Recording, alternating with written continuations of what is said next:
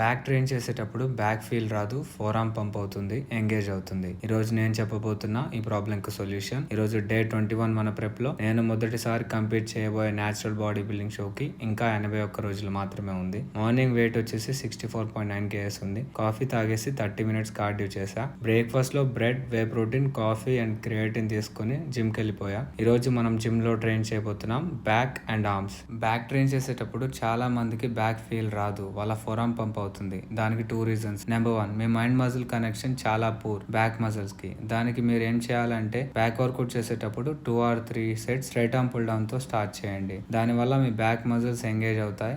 Second, ప్రతి set కొట్టగానే ప్రోజింగ్ చేయండి బ్యాక్ కి, అప్పుడు మైండ్ మజిల్ కనెక్షన్ ఇంప్రూవ్ అవుతుంది. సెకండ్ రీజన్ ఏంటంటే మీరు గ్రిప్ చాలా టైట్ గా పట్టుకుంటారు. గ్రిప్ ఎలా పట్టుకోవాలంటే వెయిట్ మీ చేతిలో నుంచి జారిపోకుండా పట్టుకుంటే చాలు, అంతకంటే గట్టిగా పట్టుకోవాల్సిన అవసరం లేదు. And that is it for day 21 guys. Video నచ్చితే ఫాలో